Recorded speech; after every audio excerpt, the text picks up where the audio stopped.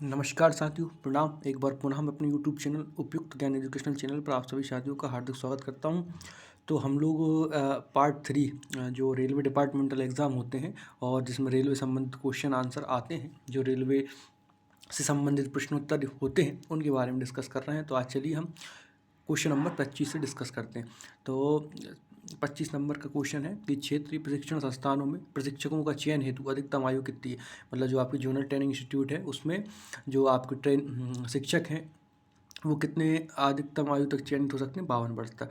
और प्रशिक्षकों को सेवानिवृत्ति के कितने समय पूर्व मूल कैडर में वापस भेजना अनिवार्य है। तो कितने समय, 6 माह, मतलब रिटायरमेंट से 6 माह पहले उनको वापस आना चाहिए। छुट्टी के दौरान मिलने वाला वेतनमान वृद्धि देने योग्य नहीं है। मतलब आपकी जो छुट्टी के दौरान अगर आप मान लीजिए आप 1 जुलाई को आपका इंक्रीमेंट लगता है और आप एलएपी वगैरह में हैं तो आपका जो इंक्रीमेंट है वो ना लगेगा। तो ये सही है। आकस्मिक अवकाश के समय वेतनमान वृद्धि होती है, मतलब सीएल है आपको, तो आपकी वेतनमान वृद्धि होगी। गैर संरक्षक कोटि में एससी एसटी उम्मीदवारों या कर्मचारियों को छूट प्रदान की जाती है। कितनी छूट प्रदान की जाती है? तो 10%।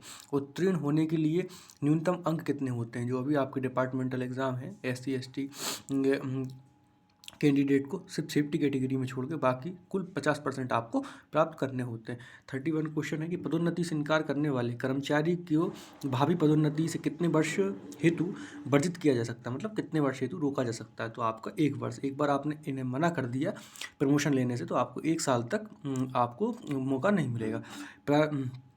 प्रशासनिक क्षेत्र में कर्मचारियों के स्थानांतरण होने पर वरीयता, मतलब जो सीनियरिटी है की हानि होती है क्या? तो नहीं होती है ना, नहीं होती, इसलिए ये सत्य है। विकलांग कर्मचारी आरक्षित वर्ग के कर्मचारियों को अपने मूल निवास या उसके समीप स्थानांतरण के आवेदनों को प्राथमिकता दी जाती है। बिल्कुल सही बात, दी जाती है। माता पिता जिसका बच्चा मानसिक रूप से अपंग हो और माता पिता रेलवे कर्मचारी हों तो उन्हें अपनी पसंद के स्थान पर स्थानांतरण का नियम है। तो ये सत्य है। सेवानिवृत्ति मतलब रिटायरमेंट में 2 वर्ष पूर्व एक स्टेशन से दूसरे स्टेशन स्थानांतरण नहीं किए जाने का नियम है। मतलब आप रिटायरमेंट हो रहा है आपका तो उसके मतलब आप 58 साल के हो जाएंगे तो आपका एक स्टेशन से दूसरे स्टेशन तक स्थानांतरण नहीं किया जाएगा। संवेदनशील पदों जैसे कि आपको मतलब जैसे जहाँ पब्लिक डीलिंग है ना, वो सब पद जो है उसमें 4 वर्ष का कार्यकाल होता है उन पदों पर। यूनियन पदाधिकारियों, जो आपकी यूनियन है उनके पदाधिकारियों का स्थानांतरण यूनियन की सहमति के बिना नहीं किया जा सकता। ये भी सत्य है। यूनियन अगर सहमत ना हो तो महाप्रबंधक का निर्णय अंतिम होता है। जीएम जो निर्णय लेंगे वो सर्वमान्य होगा। छुट्टी कर्मचारी का अधिकार है, तो ये अधिकार नहीं है। उदारीकृत जो छुट्टी के नियम लागू हुए हैं 1949 से लागू हुए। 5 वर्ष की लगातार अवधि से अधिक समय के लिए स्वीकृत नहीं की जा सकती। कोई जो आपकी छुट्टी है वो 5 वर्ष की लगातार अवधि से अधिक समय के लिए आप स्वीकृत नहीं करवा सकते। एक प्रकार की छुट्टी से दूसरे प्रकार की छुट्टी में परिवर्तन छुट्टी को उपभोग करने के लिए 30 दिन के भीतर की अनुमति।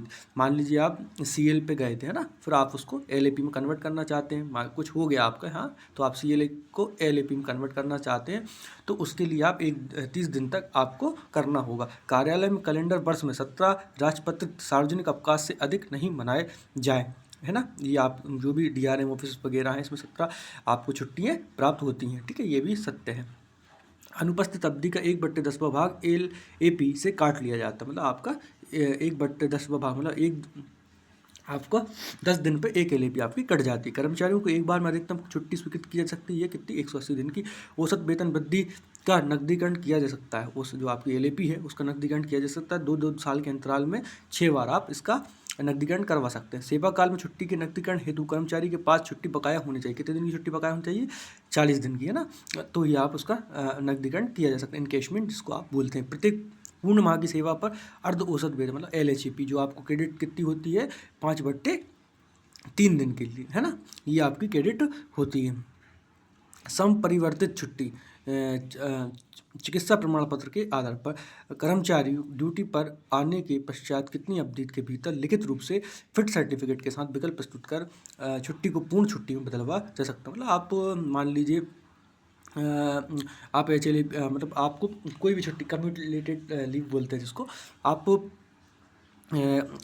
आप मान लीजिए आपके पास छुट्टी नहीं थी और आप एब्सेंट हो गए, उसके बाद आप फिट सर्टिफिकेट के साथ प्रस्तुत होंगे तो आपको 1 महीने के भीतर आप उसको जो आपकी छुट्टी है उसको आप पेड लीव में बदलवा सकते हैं। तो चलिए साथियों, मिलते हैं नेक्स्ट वीडियो में, तब तक के लिए जय हिंद।